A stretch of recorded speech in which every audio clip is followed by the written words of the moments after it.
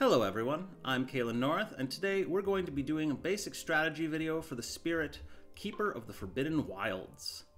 Keeper of the Forbidden Wilds is a very powerful spirit. They have a bit of a slow start, but generally can do very impressive things once they get going. There's a couple of viable builds for Keeper, sort of a majors focused top track heavy build, and a bit more of a minors focused bottom track heavy build. Both of them work quite well. Keeper, again, is kind of ridiculously good. In this video, I'm going to be focusing on the bottom track minors build just because I enjoy it a little bit more. And we're gonna we potentially can talk about the other one in a future video. So Keeper is a Branch and Claw spirit, so we are going to play with Branch and Claw and events turned on. So we're going to get a little extra randomness in this one. So we'll see if that throws things off or not. Otherwise, here we go. We're playing on board C. Most boards Keeper can do fine on. It doesn't make a huge difference. You either end up in this bottom right corner or in the top right corner. But Keeper can do impressive things on any of them. So I'm just doing C because I like it. Now, Keeper's first notable thing is that they start with Wild, so you can potentially even deny and explore on the first turn, or during setup rather, before you even do anything else. That can be really, really helpful, especially against non-England adversaries or anyone that doesn't have adjacency builds, basically. And Keeper can do a lot of stuff, but starts very constrained to that one land. Their only presence growth option we have at the beginning of the game requires us to place presence on wilds or where we already have presence. In order to really unlock Keeper's full potential, we want to be able to spam growth 3 and 4 every turn, or at least do that most turns. So what we're going to try and do is gain energy, gain cards, play cards, such that we always end the turn with at least 2 energy, so that we can use growth 3, go to 3 energy, and then use growth 4. First turn, though, we're going to gain a power card, place a presence. The presence is going to go in land 4. There's nowhere else it can go. We don't necessarily want to place it first, actually, because we want to see what power card we get. There's a chance we'll take from top track or bottom track, depending on what power we draft. So I'm going to take a look at a minor first and decide from there. Now, with minors, there's a few things we want to look for. First things first is defend powers. Keeper's really good at keeping their own lands clean, and can potentially harm Dahan that stay in those lands. So it's good to kind of split the board into a set of lands protected by Dahan plus defend cards, and a set of lands protected by Keeper's presence, where we can be more offensive and deal damage. So in this case, Sap the Strength of Multitudes, great defend card. Unfortunately, because it's range 0, it's a lot less appealing on Keeper. I don't have anything with air to give it the +1 range right away. And so Entrancing Apparitions is actually a bit more appealing, because we can use it to, for example, solve land 5 on turn 2, stopping the Ravage there. Twilight Fog Brings Madness is really interesting, as is Gift of Living Energy. They're both 0-cost powers with Sun. That's another thing we really like to look for Keeper. And Gift of Living Energy is particularly notable because it also has Fire and Plant, which are Keeper's other 2 main elements. Gift of Living Energy is actually one of my favorite cards on Keeper, because you usually have the Sacred Sites. The extra energy is amazing in the early game because it really frees you up to play more and more expensive cards while still getting still being able to pay for growth 4. And I'm honestly considering taking Gift of Living Energy over Entrancing Apparitions and just gambling that I find another defend card, because I like Gift of Living Energy that much on Keeper. For the sake of this video, though, I'm going to not take Gift of Living Energy, in part because I want to show you how to try and balance the energy gaining for getting growth 4 without the bonus energy that we would get from something like Gift of Living Energy. Twilight Fog Brings Madness is definitely another possibility. It's kind of like a defend power in that we get to add Strife. Pushing Dahan can be useful, although Keeper's already very good at that. Every time we make a Sacred Site, we get to push all the Dahan in that land. And Twilight Fog Brings Madness isn't going to be quite as appealing to me as Entrancing Apparitions is, at least on turn 1. If I take a 0-cost Sun power, it's usually because I want to play it turn 1. Instead, I'm going to go for Entrancing Apparitions. I'm going to use it to solve land 5 on turn 2. And then we're going to go ahead and place a presence from the top track, so getting that sun element, and only play one card this turn instead of playing 2 cards. Oh, excuse me, right-clicked instead of left. Turn 1, the usual play is Boon of Growing Power to dig through the minor power deck and look for more cards. Preferably cards with defend, cards that help us do a little extra Dahan movement, cards that maybe can help us get more wilds onto the board. There's a couple of those that can be really nice. But we're not going to do anything in the fast phase. We're just going to let the first set of builds go through, and we're going to do what we can in the slow phase to compensate for that and set up for future turns. So first thing I want to do in the slow phase is Boon of Growing Power. I am going to talk a little bit about the Spreading Wilds move we do, because we have a couple of options with this, with the Mountains Explore, which is kind of interesting. But what power we get is going to be more impactful on whether or not we do what I think of as the usual Spreading Wild strategy versus something unusual. So, minor powers. Disorienting Landscape is nice. Can push from a mountain or a jungle and add a wilds, which, as we just mentioned, wilds are great for us. So that's definitely a high contender. Visions of Fiery Doom isn't very interesting on Keeper. We usually want to get things into our lands rather than pushing them out. We're rarely going to hit that threshold. I mean, we could occasionally, but it's not trivial to hit the way it is on some other spirits. And it's generally not a very powerful card, so Visions of Fiery Doom we're not going to worry about here. Shadows of the Burning Forest is, again, because it's pushing things out of our lands, a lot less appealing. However, having fire plus plant is kind of appealing, and the 2 fear is really nice. I don't think I want to take it here because we have something like Disorienting Landscape instead that adds wilds tokens and can push explorers out of mountains, or can push explorers to stop builds.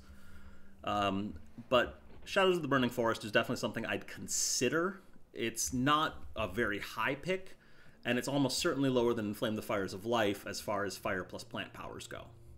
Inflame the Fires of Life is a really, really nice power. We're not likely to hit the threshold of 3 animal, but we are very likely to be able to get good use out of it. Having fire plus plant is really good for hitting our left innate. If it weren't for Disorienting Landscape, this is definitely my second pick, or the second best card in this pick for me. So I'm going to take Disorienting Landscape, and we're going to use Spreading Wilds. Now, the 2 main... We can target land 3 and solve it entirely, or we can target land 7. The reason we'd want to target land 7 is if they explore the starting town land on turn 1, we can actually push the Explorer out, get a Wilds token, and then use Sacrosanct Wilderness to blow up the town on turn 2, which is really, really nice to have. So I'm going to go ahead and do that. I'm going to Spreading Wilds the Explorer from land 7. I'm going to push them into land 8. Land 8 is kind of a problem already, and us making it a slightly worse problem isn't going to be all that bad. Them blighting it at all is going to be too much for us to immediately come back from, but we'll be able to deal with it better later. So now turn 2, we have 2 energy banked, so we can use Growth 3. I like to grow on turn 2 from the top track once and the bottom track once, get up to 4 energy 2 card plays. It's a very powerful space to be in. And I put it in wherever I put the Wilds token. That's just generally where you go. And then we get enough energy now to play Growth 4. It does cost 3 energy to do Growth 4. That's fine. It's still very worth it. It's why Keeper is so overpowered, is being able to place presence and gain power cards simultaneously. So I'm going to gain another minor because I'm looking at doing more of a bottom track build. This is about as early as I would look at gaining a major as Keeper. If I really wanted to, we could start trying to sling majors as soon as this turn or next. But I generally don't like to gain a major until the next turn. If I'm being totally honest, better Keeper player than me might feel differently, but that's sort of a question of how quickly you want to transition over to those, how much you want to just focus on keeping things cheap and trying to be able to maintain both Growth 3 and Growth 4. So I'm going to gain a minor here. I think that in these, there's one really good pick, which is Sky Stretches to Shore, and that's mostly because it's just a good card. It's other than drought is also a potential consideration, especially against bigger adversaries where they're likely to have lots of towns. So maybe like against a France, you would be more interested in drought. Keeper can definitely hit the 3 sun threshold on drought, and so it is a very powerful card for Keeper. I like Sky Stretches to Shore more because we have that 0 range left innate that can suddenly hit all of the coastal lands with Sky Stretches to Shore, and it can do it fast, which is also really nice because Sky Stretches to Shore can speed it up.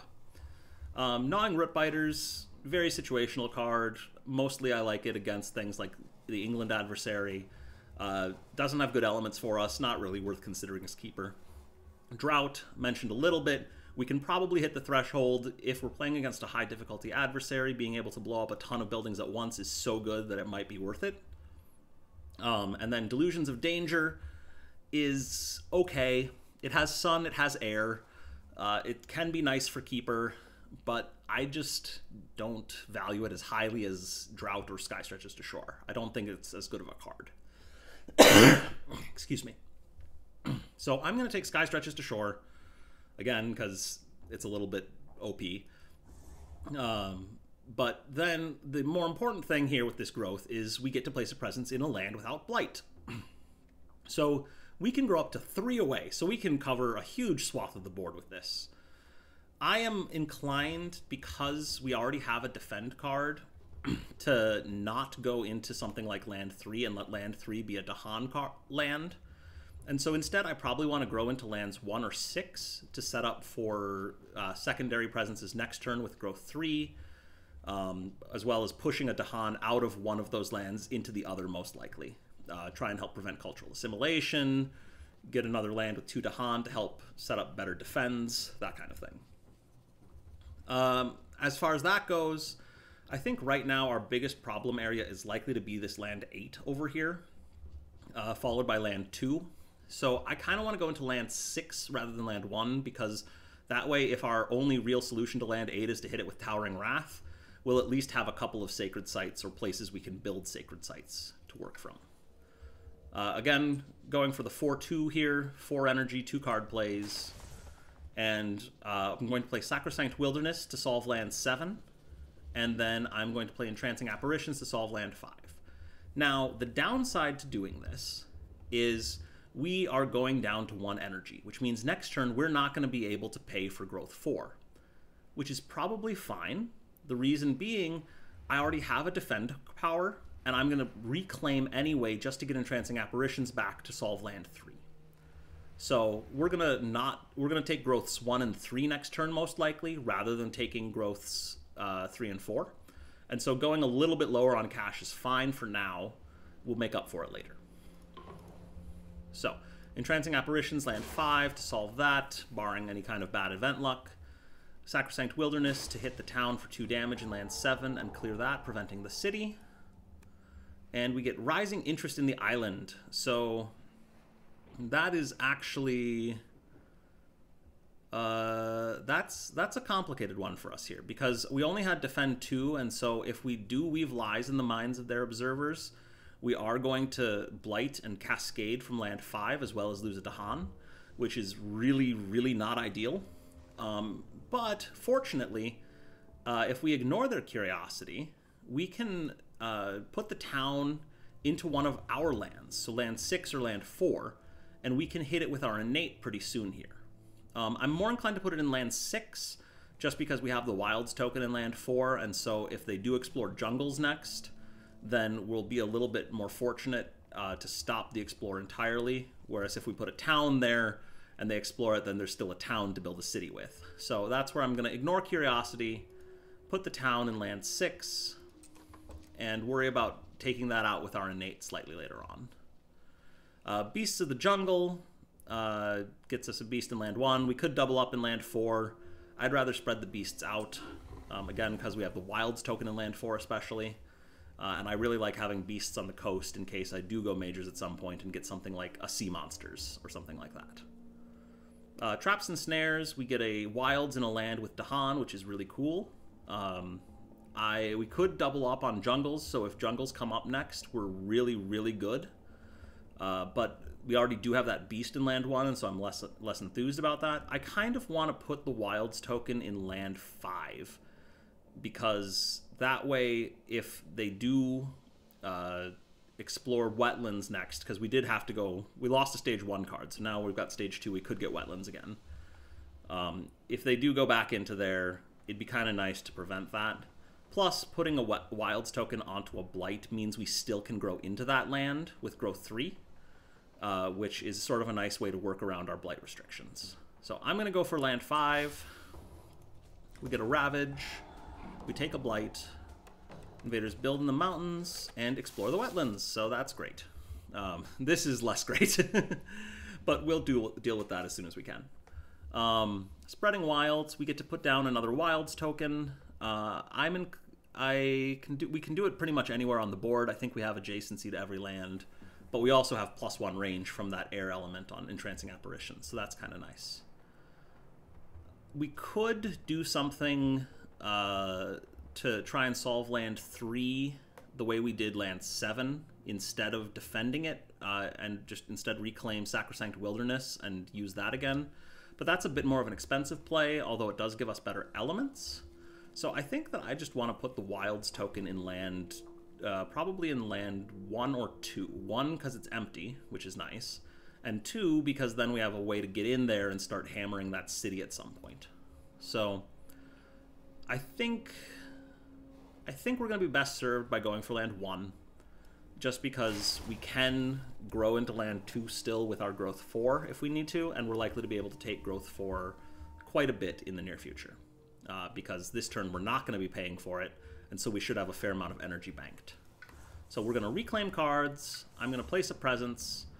I'm going to go ahead and place from the top track this time and go for the 5th energy rather than working my way towards 3 card plays, just because I don't really care about hitting 4 card plays next turn, and I can take 2 presents from the bottom track next turn instead. I do want to make a Sacred Site in land 6, push that Dahan out. I'm going to push them to land 1, as we mentioned earlier, get the Dahan paired up. It's nice for cultural assimilation, it's nice for our counterattacks, dealing with that land as need be. Then, I want to play Entrancing Apparitions to solve land 3, and I want to play something that'll help me work on either land 8, land 6, or land 2. At this point in time, there isn't really too much that's going to do that in our hand. We don't have enough Sacred Sites to really hammer land 8 with Towering Wrath. We don't have enough Sacred Sites to hammer land 2 with Towering Wrath. And Sacrosanct Wilderness isn't going to work on any of those lands either, because we don't have wilds in them. And Disorienting Landscape is only really going to work on lands with explorers rather than other things. So instead of that, I'm going to just try and mitigate the damage that's being done in land 8 by playing Regrow from Roots. So this will still let us place a wilds if we can hit a land with no explorers, but Regrow from Roots will clean up the blight in land 8 and let us prevent a cascade next turn. So we'll finish playing cards with those. Entrancing Apparitions in land 3.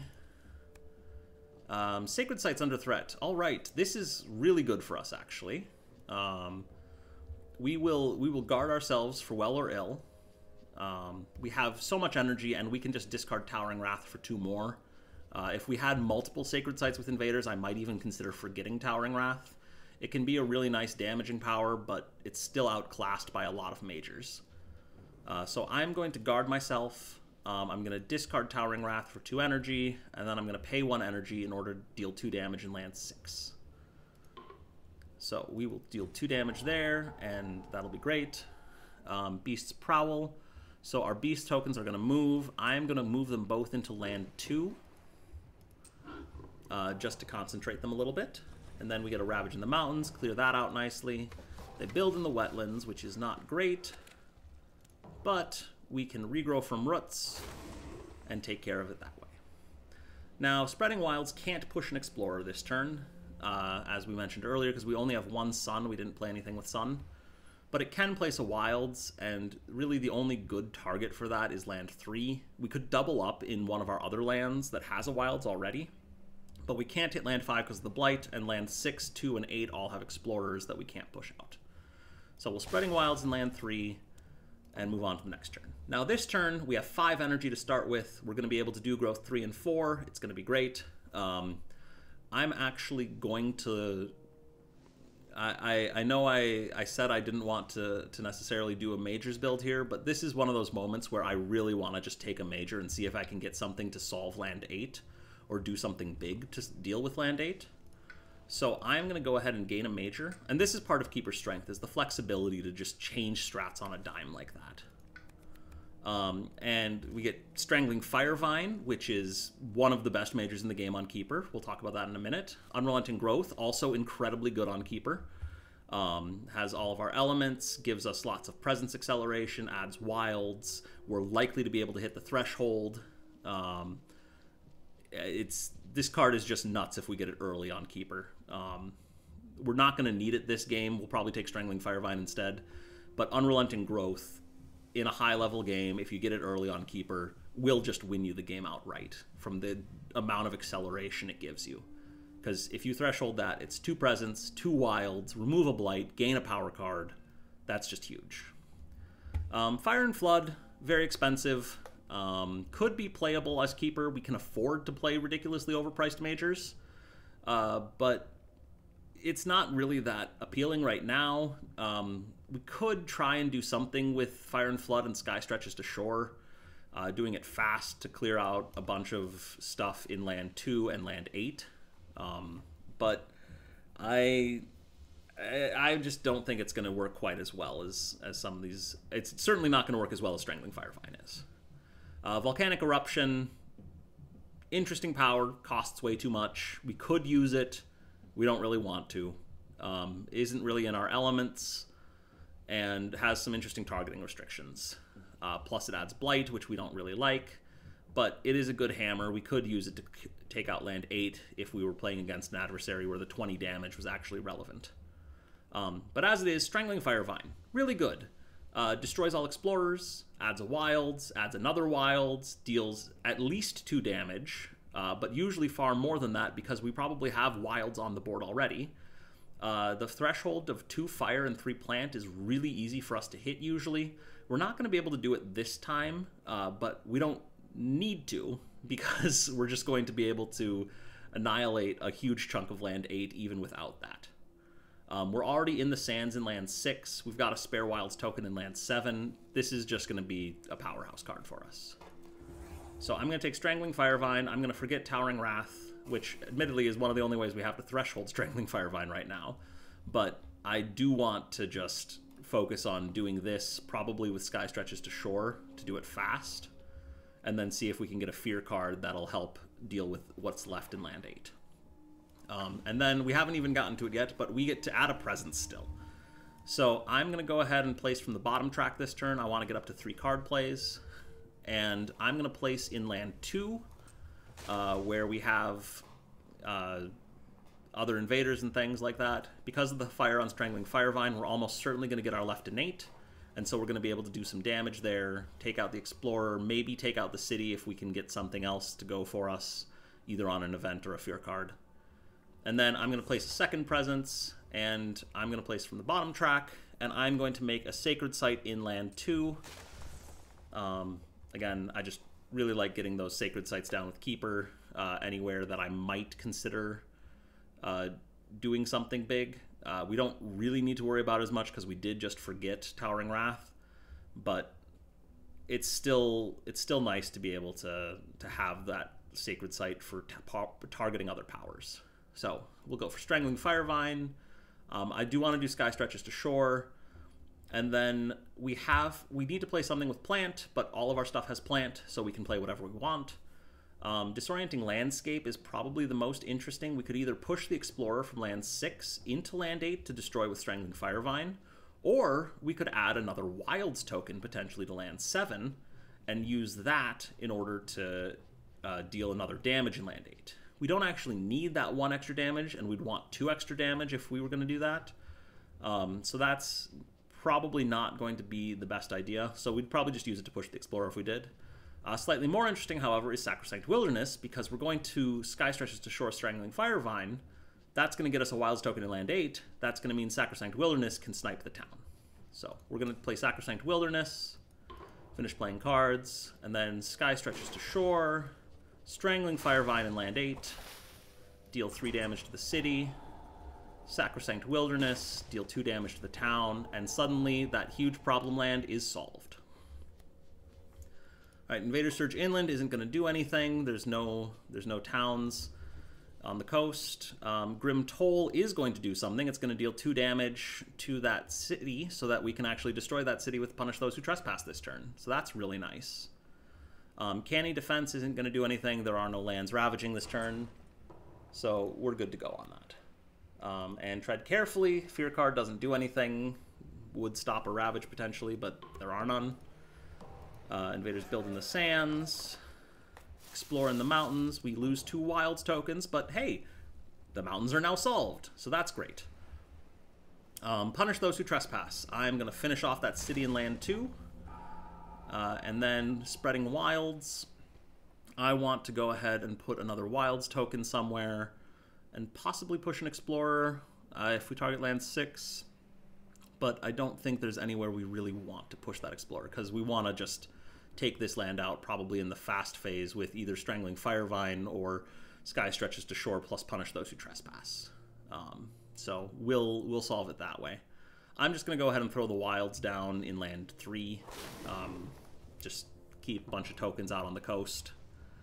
And then this turn, all of our good stuff is in the discard pile, so I'm going to go ahead and just reclaim. We can't afford Growth 4 again this turn because we played a little bit too much last turn.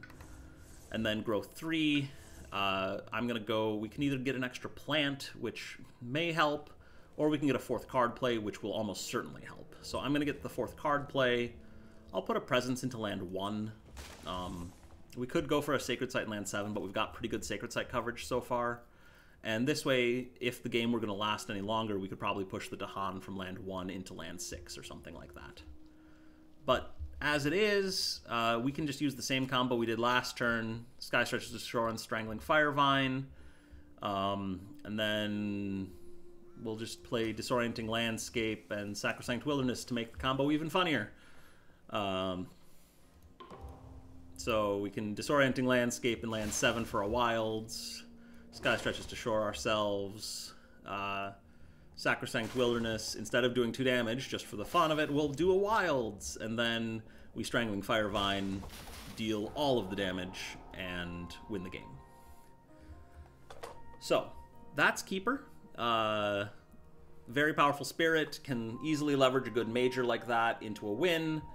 Was hoping to show you a little bit more of the miners build on the bottom track, but we tried to be opportunistic and it worked. So that's, I guess, part of their flexibility and their strength. But hope you enjoyed watching. If you have questions, if you have comments, let me know. There's quite a bit that Keeper can do. I've posted some other videos with them, I think. At least Keeper versus England 6, which, you know, is a very tough matchup, and Keeper can utterly dominate it. So, thanks for watching again. Let me know if you have comments down below, and remember to subscribe if you can, or join me on Discord. Thank you so much.